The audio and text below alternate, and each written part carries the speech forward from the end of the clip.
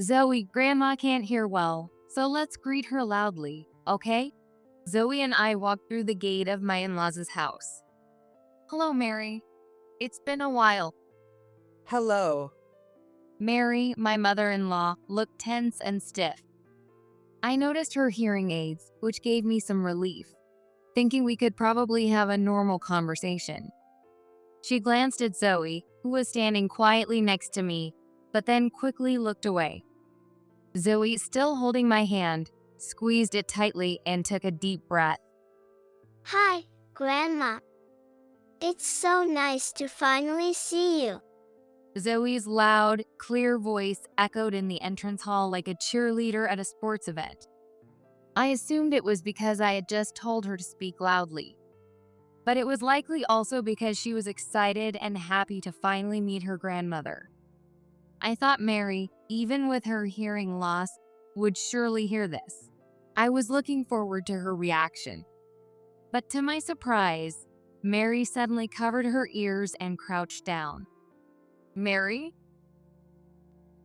I approached to rub her back, seeing her pale face and chattering teeth, but she pushed my hand away, twisting her body in rejection. Calm down, Mary. I'm sorry we startled you. This is your granddaughter, Zoe. She's been looking forward to meeting you. I tried to explain to calm her down, but Mary remained in a panic, stubbornly turning her back to Zoe. Get away from this child. She screamed and ran into the back room. Zoe and I stood there, stunned, watching Mary. Zoe was obviously shocked, and tears welled up in her eyes. Mom, why? All I could do was silently hold Zoe as she clung to me. My name is Emily, and I'm 34 years old. I live with my husband Kevin and our daughter Zoe. Daddy, listen. Yesterday, 2 butterflies flew into my classroom. Zoe's chatter during breakfast was as lively as ever. Oh, really? Did you catch them? Kevin, sipping his coffee, listened to Zoe's story. No, it was during class, so we all had to sit still. But then both butterflies landed on the teacher's head. Zoe giggled at the memory. Kevin looked at her curiously. Did the teacher notice? Nope, didn't notice. So, we all told him. But before he could check in the mirror, the butterflies flew away. Kevin, not quite getting why it was so funny, glanced at me for help. Zoe's teacher is built like a boxing coach, big and tough, and supposedly really scary. But yesterday, he looked like he was wearing a cute bow on his head. And guess what he said? I guess even butterflies are into me. Kevin and I watched Zoe laugh heartily, both of us smiling at her joy. Zoe, who turned 9 this year, is a bright, energetic girl. She has lots of friends and seems to enjoy school every day. Oh, by the way, butterflies aren't counted as 1 or 2. You say 1 head or 2 heads. What? Really? That's so cool, Dad. I'm totally telling my teacher when I get to school. Kevin looked pleased with Zoe's compliment. In our house, breakfast was the one precious time we could all be together. Both of us work, but Kevin's job is especially busy, and he usually doesn't get home until after 9 p.m. He often comes back after Zoe has already gone to bed. He even works on weekends a lot, so the 3 of us only go out together maybe once a month. That's why we cherished our family time at breakfast. Mom, can I go to Sophia's house after school today? Sure. Oh, can you take these cookies with you? Make sure to tell Sophia's mom, thank you for everything. Okay. Now in the 4th grade, Zoe no longer goes to after-school care this year. She often plays at her friend's house nearby. I can work without being anxious. Though I couldn't give her a sibling, she's blessed with good friends. And with her outgoing personality and natural ability to make friends with anyone, Zoe doesn't seem to feel lonely. I'm home. When I got home that evening, Zoe came rushing to the door with an even bigger smile than usual. Welcome back. Mom, guess what? I got this from Sophia's grandma. Oh, what a cute handkerchief. Her grandma came to visit from Florida. Now that she mentioned it, I remembered Sophia's mom saying she was from Florida. She had told me it was hard to go back home because it was so far away. Her grandma really came all the way here. Grandma was supposed to be at the house already, so we ran home from school the whole way, except at the traffic lights. It was as tough as a marathon. I could just picture the two of them running with their backpacks bouncing out of breath. Sophia must have been so happy, right? Yeah. Her grandma was super nice. Suddenly, Zoe's face looked a little sad. Zoe, what's wrong? She gripped the handkerchief tightly. I want to see my grandma. I couldn't respond right away, so I gently patted Zoe's head as she looked down. I was raised by a single mom, and she passed away when I was 22. As for Kevin's dad, he passed away when Kevin was 20. So the only grandparent Zoe has is Kevin's mom, Mary. Mary lives about 2 hours away by car. If we wanted to, we could visit anytime, but Zoe has never met her grandmother. Like I've told you before, Grandma doesn't hear well, so she's not comfortable meeting people. Zoe had mentioned several times before that she wanted to meet her grandmother. All my friends go to their grandparents' houses for Christmas. Grandparents' Day is when you thank your grandma and grandpa, right? As Zoe grew older, she started to question why, even though she had a grandmother, she wasn't able to meet her. I had only met Mary a few times before Zoe was born. Mary already had hearing loss at that time, and her attitude toward me was always distant. Does she hate me? When I first went to introduce myself before getting married, I was completely disheartened by her cold demeanor. I hadn't had the best relationship with my mom, so I wasn't confident that I could get along with Mary either. No, that's not it. Ever since she lost her hearing, she's been like that with everyone, even our family. Kevin let out a deep sigh. She used to be a cheerful person, but after I moved out, she started acting strange all of a sudden. We took her to the hospital, and they said she had sudden hearing loss and was emotionally unstable because of it. I understood she didn't hate me, but I couldn't help worrying about how things would go from then on. Just give her space. She said she prefers being alone. If that's what Mary wanted, we ended up visiting my in-laws only once a year for the holidays, even though they lived within driving distance. And that was before we had kids. When are you going to take Zoe to see Mary? Maybe inviting her to a family party or something. I assumed that no one could resist the joy of meeting their grandchild. I had convinced myself of that. Do you think Mary will smile when she sees Zoe? I was sure that once she saw such a cute granddaughter, her heart would open up. While I was feeling so cheerful, Kevin spoke to me apologetically. Actually, my mom doesn't like kids. What? I couldn't process his unexpected words right away. Isn't it different with grandchildren?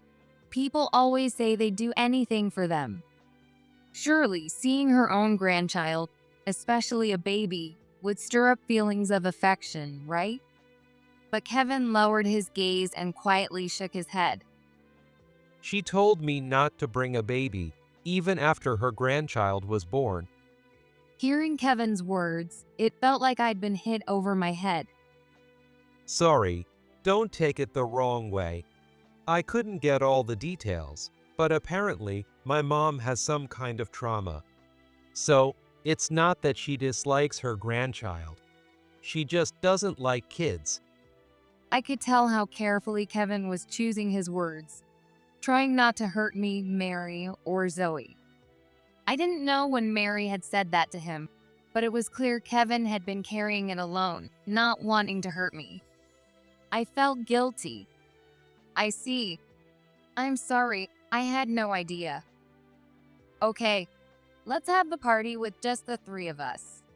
Zoe, let's celebrate with Daddy and Mommy. I acted as cheerful as possible, so my anxiety wouldn't rub off on Zoe, who was looking up at me with her big eyes. Mom, you've met Grandma before, right? What's she like? Does she look like me? Zoe stared at me with those big eyes. The last time I saw her was before you were born, and we barely talked. So, honestly, I still don't know what she's like. I'm sorry. I realized it had been 9 years since I'd last seen Mary. But every year, she sends me money for Christmas, right? So, Grandma must be a really nice person. Yes. Ever since Zoe was born, Mary had sent not just a card, but also a little money each Christmas by registered mail. Since phone calls were difficult due to her hearing loss, I would send a thank you email. But after Zoe learned to write, I had her send thank you letters. We never got a reply. But Mary's consistent Christmas gifts made Zoe quietly feel her grandmother's warmth.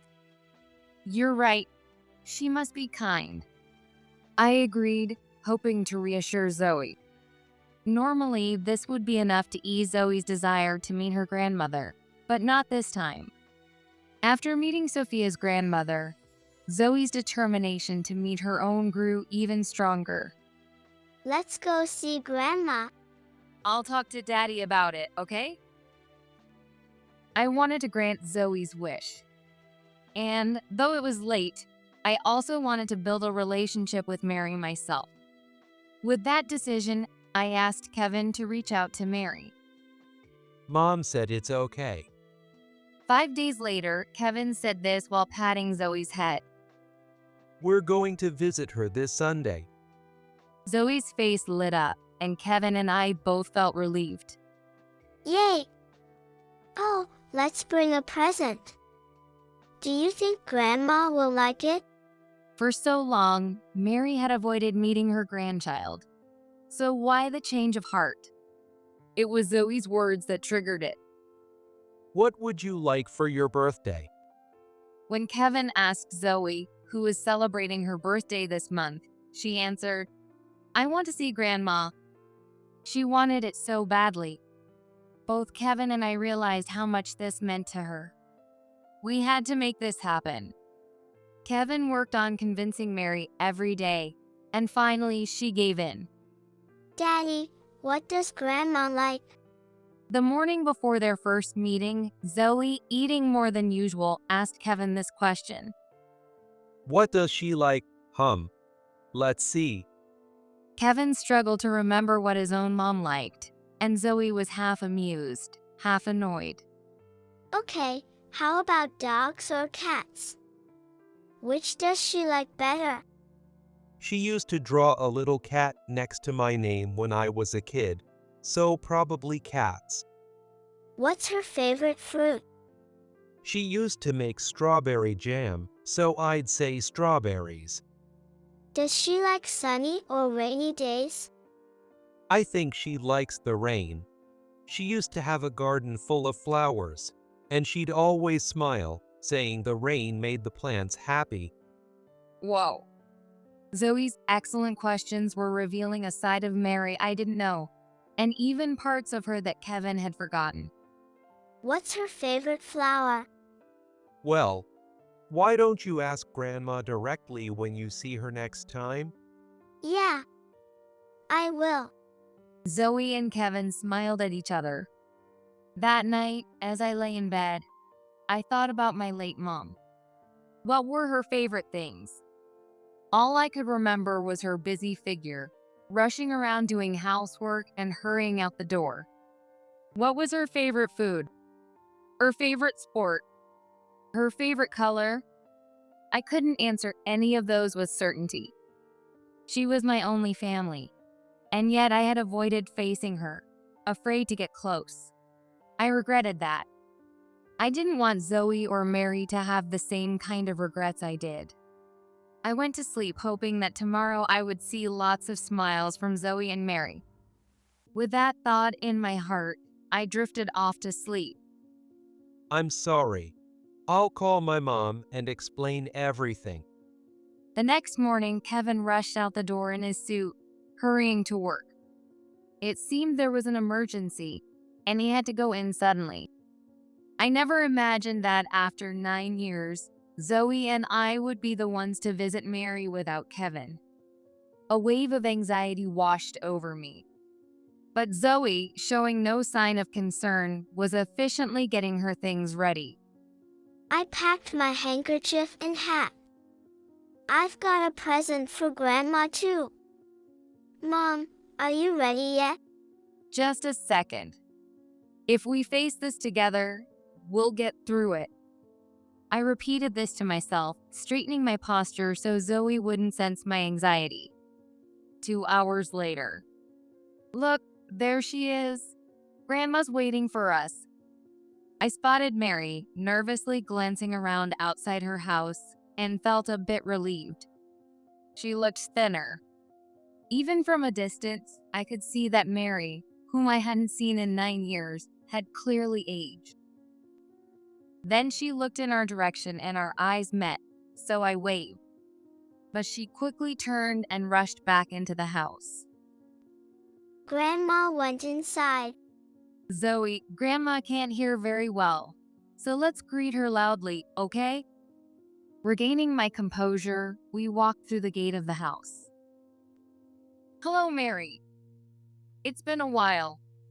Hello. Mary's expression was stiff, her face tense with nervousness.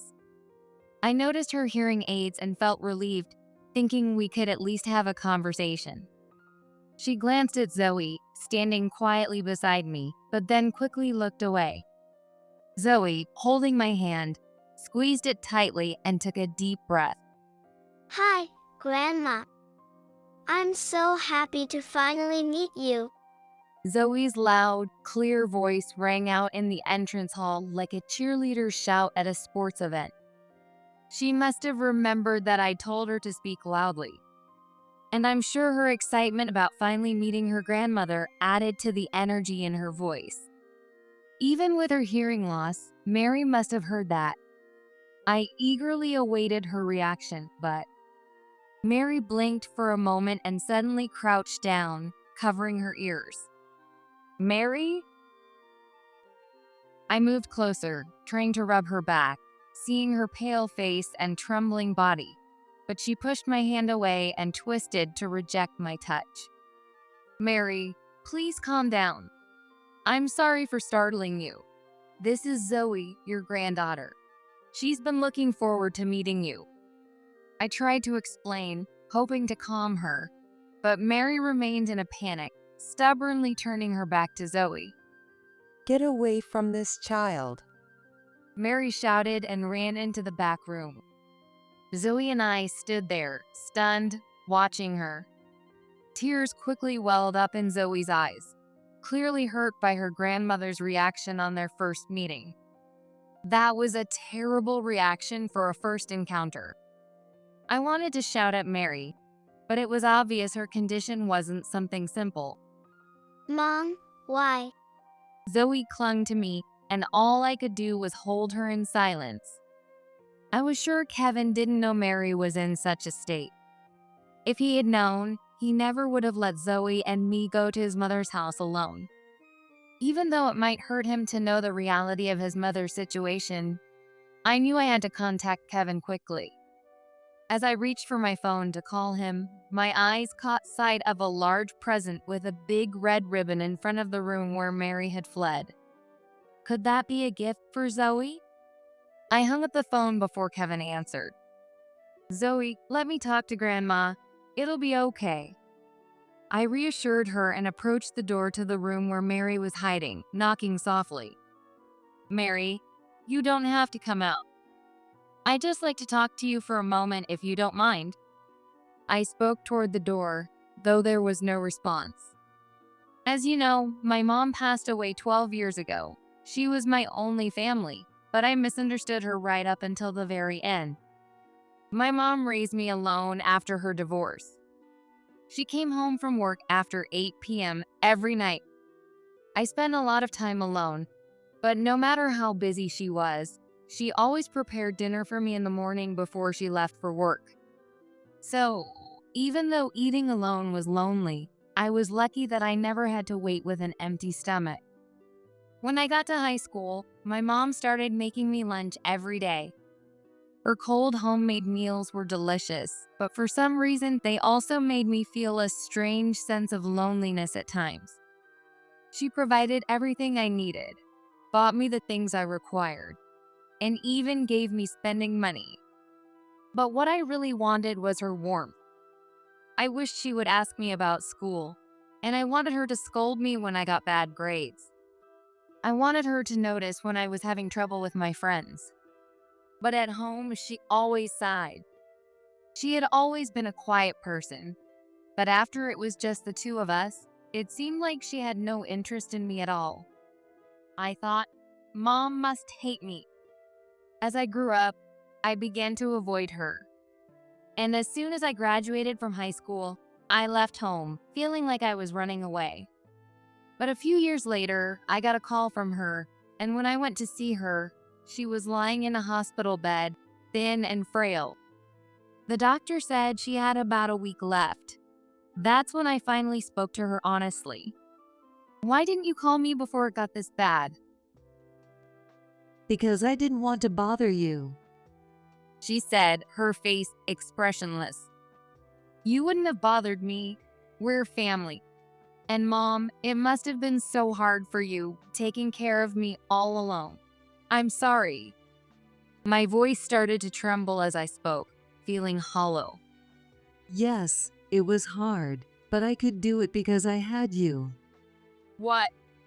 I was speechless, completely taken aback by her words. I'm sorry I never had the energy to listen to you or even grant you one selfish request.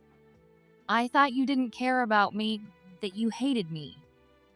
That's not true at all. I always wanted to talk to you more, even about little things. But I never had the time, and eventually, it became harder to start those conversations. My mom smiled sadly. I didn't know it was like that. I had misunderstood everything. When Emily left, I cried so much. I didn't know what I was supposed to live for anymore. But you know, it's surprising how people can manage on their own.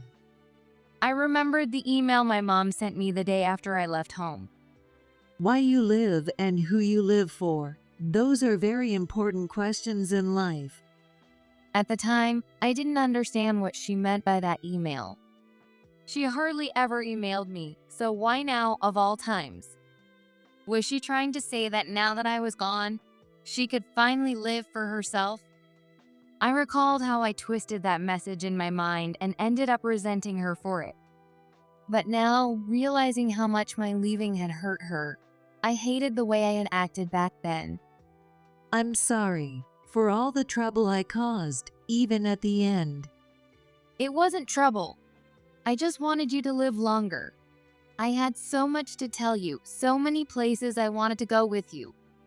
My mom held my hand, which was trembling like a child's, her touch a little cold but gentle. The next day, she started to fade, slipping in and out of consciousness. 3 days later, she quietly passed away before my eyes. I was so afraid to face my family, and because of that fear, I lived with misunderstandings for years. In the end, we cleared things up, but I never got back the time I lost with my mom. That's something I deeply regret. Suddenly, I heard a faint rustling from inside the room. Mary must have come closer to the door. I continued speaking. I promised myself I would never have those kinds of regrets with my family again. I decided that if I ever had a family of my own, I would face them honestly. So, Mary, if there's anything on your mind, please talk to us. After a while, Mary, who had been silent, opened the door just a crack. You're not alone, Mary. If you're struggling with something, let us help you get through it. This was what I most wanted to convey to her. I had said everything I needed to, so now I waited for her response. Eventually, Mary slowly stepped out of the room. It's okay, take your time. I gently guided Mary, who was looking at me nervously, to a chair near the door and gave her a reassuring look. 17 years ago, there was a fire at my workplace. Then Mary began to speak slowly, carefully choosing her words. She had been working part-time at an alternative school for children who couldn't attend regular school. Before the fire, she could hear perfectly and had loved being around children. Even though some of the kids had trouble going to school, they were just normal kids, just a little more sensitive. I wanted them to know that even outside their families, there were people who cared about them. Her work, which she had started after her own children were grown, had brought her so much joy. But one day, the fire alarm went off out of nowhere. The fire had started on the 6th floor of the building, where the alternative school was located. Looking up from the classroom window on the 2nd floor, they could see thick smoke rising. Stay calm, everyone. We're going to evacuate, so follow me. They had practiced this evacuation drill once a year, so as long as they followed it, everything would be fine. Although it was their first real emergency, Mary and the other adults remained calm, trying to reassure the 6 children present. However, the children, sensitive to changes, quickly reacted. One girl began to panic and started crying and screaming. It's going to be okay. Let's walk quietly and head outside. Mary tried to reassure her, but the girl struggled and fought, trying to break free from Mary's hold. The girl was in the 6th grade and was big for her age.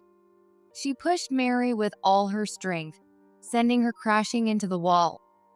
As Mary doubled over in pain, the girl bolted toward the stairs. Someone, please go after Zoe. Coincidentally, the girl's name was Zoe, just like my daughter.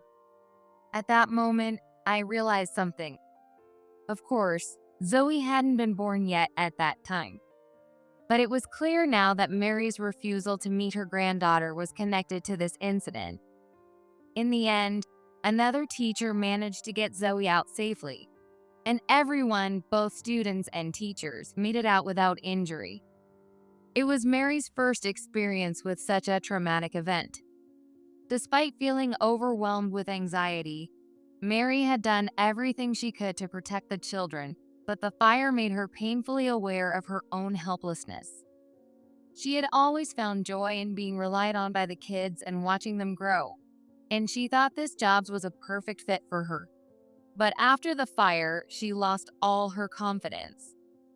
My coworkers told me to reflect on the experience and use it to move forward, but I was under more stress than I realized. After the fire, Mary started having nightmares every night. In the dreams, the children were running in terror from the flames. Help! It's so hot! The children's screams echoed, but no matter how hard she tried, she couldn't reach them. In fact, she would always wake up at the part where the firefighters saved her first, leaving her screaming outside the building. The nightmares became so unbearable that Mary began avoiding sleep altogether. Eventually, she felt dazed all the time, unable to tell if she was awake or dreaming. I became so depressed that I couldn't face anyone, and the stress triggered my hearing loss. I had to quit my job, and my family started treating me like I was fragile. Her family never treated Mary poorly. They were just careful and avoided asking too much about the fire or her hearing loss. Mary, on the other hand, hated being treated delicately, so she distanced herself from them instead of asking for help. In the end, the fire was put out quickly, and nothing serious happened. No one was injured. So no one, except my psychiatrist, knows that I've been carrying this trauma. What might seem minor to others can be a deeply significant event for the person who lived through it. But explaining that to others can be so hard. I thought back to my own experiences. I understand. You can explain the situation, but getting people to truly understand your feelings is much harder, isn't it? I wonder if I could have told my mom that I was lonely by myself at that time. What if I had said, "We don't need a fancy dinner. Let's just sit and talk instead"? Maybe we could have had a better relationship. But even when you muster the courage to open up, if the other person doesn't understand or misinterprets you, it can lead to deeper despair. And when that person is someone you want most to understand your family, the despair is even greater. Maybe that's why I couldn't be honest with my mom about how I felt. Perhaps it's because our closest family members are the ones we distance ourselves from the most. The truth is, I always wanted to meet my granddaughter, but when I heard her name, that scene flashed back. When Kevin told me her name, I just yelled, "I hate kids. Don't bring her here." So that was it. I glanced around the room and noticed 10 presents lined up by the window, each with a red ribbon. They all had the same wrapping as the gift we saw earlier in front of the room. Are those? Mary followed my gaze and gave a small, shy smile. They're all birthday presents for Zoe. I've prepared them every year, thinking, maybe this year, but I could never work up my courage. The one on the left is a pair of tiny socks for when she was born. The one next to it is an apron for when she turned 1 and for her second birthday. For the last 9 years, we had accepted the idea that Mary simply didn't like children.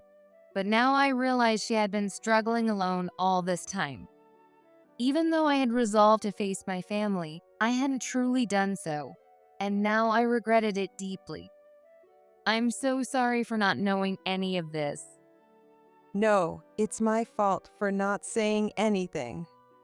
Now that Mary had shared her trauma, she looked lighter and more at ease than she had just minutes ago. Thank you for telling me your story, and thank you for listening to mine. Because of you, I feel ready to face my family and my own trauma. I haven't fully moved on from my past either. But let's face it together and overcome it as a family. I held out my hand, and Mary grasped my hand firmly and gently with a warm, wrinkled hand. Mom. Grandma. At that moment, Zoe peeked hesitantly around the door. Can I come in? When Mary looked at her, she nodded, albeit nervously. Grandma, can we talk? I love cats too. And I love strawberries. I drew a picture for you. It's you, surrounded by all the things you love, smiling. I asked Daddy, and I tried to make it look like you. Thanks to Zoe's natural ability to make friends with anyone, Mary's expression softened immediately. Mary reached out her free hand to Zoe. Then, she held Zoe's hand as well. Thank you, Zoe. You're already 9, aren't you? I'll tell you everything. Mary, gathering her courage, began explaining her trauma and hearing loss to Zoe in a way she could understand. I'm sorry for scaring you, Grandma. Zoe, tears welling in her eyes, apologized, saying that she had reminded Mary of something painful by greeting her so loudly.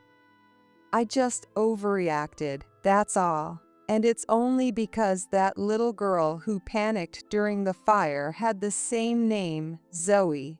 But you didn't do anything wrong. Mary gently pulled Zoe into a hug. Zoe, what do you think those are? I pointed to the presents by the window. Oh, there was one in front of the door too.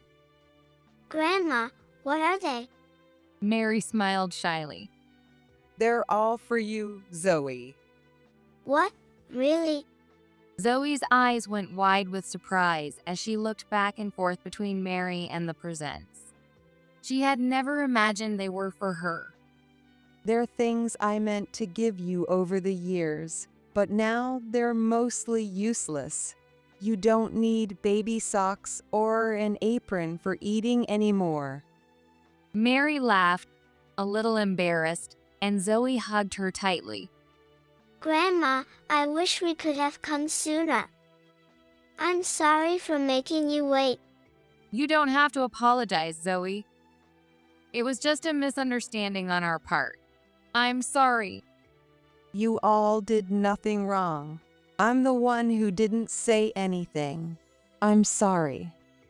The three of us exchanged glances and suddenly burst out laughing. We're all apologizing out of kindness. Kindness overload. What a beautiful phrase. I felt moved by Zoe's sensitivity, and her presence filled me with strength. With this family, I was certain we could gently heal from the past and move forward. Just then, my phone rang. Sorry I missed your call. Is everything okay? It was Kevin. He had taken the time to call back after I had hung up the phone after about 3 rings earlier. I put the phone on speaker. Right now, we're having a kindness overload. That's a relief to hear. What a wonderful phrase. Kevin replied, making both Mary and Zoe smile. I'll tell you more when I get home. Okay. Be safe on the way back. Can you tell Mom I'll come next time too? And, if possible, ask her to make hamburgers? Got it. Kevin had no idea he was on speaker. Hearing his slightly embarrassed voice, Mary nodded with tears in her eyes. He says so. My boy has always loved hamburgers. But you know, making hamburgers can be a bit of a hassle, right? He used to throw a fit whenever he wanted them, even when I was busy. Though she was a bit embarrassed, Mary was clearly happy to hear her son's request. Well, Mary, your hamburgers are so amazing that Kevin doesn't even ask for them at home anymore. Is that so? Mary, would you teach me how to make them sometime? If you'd like. This feels like one of those daughter-in-law and mother-in-law moments, doesn't it? With our hearts now open to each other, we enjoyed a light-hearted conversation. Before we knew it, it was time to leave. Here, it's a little early, but happy 10th birthday. Mary handed Zoe the present that had been sitting by the door. Thank you, Grandma. Can I open it? Of course. I hope you like it. Zoe's eyes sparkled with excitement, while Mary watched her nervously. It was such a heartwarming sight. Wow! It's so cute. Seeing Zoe jump for joy at the gift, Mary breathed a sigh of relief. Is it okay if I keep the gifts I couldn't give you as memories? They've become an important part of the room's decor. Of course. And don't worry, I won't let the gifts pile up anymore because I'll be here every year to collect them. Zoe's cheeky response made us all laugh until the last moment before we had to part ways. Since that day, our relationship has changed dramatically. Mary, how was your appointment today? I had started emailing Mary regularly, casually checking in on how she was doing. The doctor said, I'm lucky to have such a wonderful family. Her longtime psychiatrist seemed surprised at how much Mary had brightened up. But I was reminded not to push myself too hard. Sudden changes can lead to emotional ups and downs. That made sense. In the past, Mary would have kept something like the doctor's warning to herself. She would have only shared the good news to avoid burdening anyone. But now things are different. She had learned the importance of facing family openly, sharing both the good and the bad without hiding anything. Even if we shared everything, our family wouldn't break. We had discovered that we shared a strong bond that could withstand anything. Mary went to the doctor today. I told Kevin when he came home late one night, relaying what Mary had written. Actually, she sent me the same message. Really? I was surprised that she had included Kevin in the update as well. Yeah, I asked her to tell me everything because I'm pretty slow on picking up things on my own. And I told her if I misunderstood, I'd rather be corrected than left in the dark. Kevin had regretted taking Mary's words about disliking children at face value, leading to 9 years of not bringing Zoe to her grandmother's house. It's not your fault. Being so open to everything is one of your best qualities. Mary had promised to share everything with her son from now on. The four of us had vowed to face the past and move forward together. You can't expect family to understand everything without saying a word. It's precisely because we're family that we need to trust each other enough to be open and vulnerable. Grandma, I'm home. Welcome back. Did you have fun at school? Yeah. We had science today. Zoe had become a total grandma's girl, video chatting with Mary every day after school. Having Mary as a strong supporter made me feel more at ease, allowing me to focus on work without worry. Since that day, visiting Mary's house once a month as a family had become a routine. Every time, Zoe brought an album showing Mary photos of her younger self. This one's from when we went to the zoo for the first time. The goat bit my clothes, and I cried. And here, this is when I used a fork for the first time. Mary gazed at the photos of Zoe as a baby, her eyes softening with emotion. The loneliness of those 9 years seemed to be gradually replaced by joy. I also had been filling in the gaps from those years, learning Mary's homemade recipes with each visit. I made Mary's famous hamburgers for dinner the other night. How did they turn out? Perfect.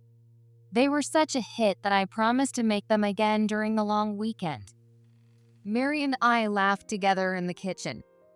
I never imagined we'd have moments like this. The pain from the past, which I could never have overcome alone, was now healing thanks to the strong bond within our family. It wasn't just Mary, but I was too.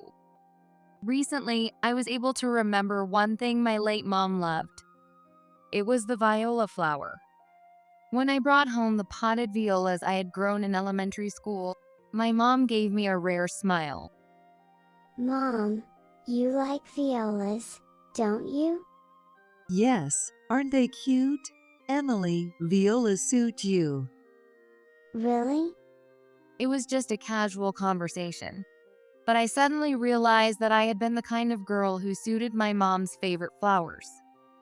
It made me think that my mom really did love me. At that moment, Zoe came into the kitchen.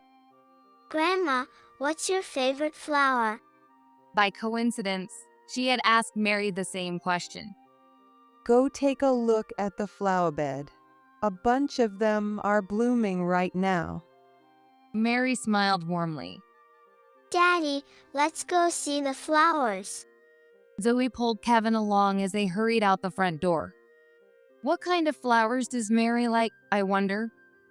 Curious, I followed them out to the garden. Wow! So pretty. In the flower bed, tiny purple violas swayed gently in the soft breeze.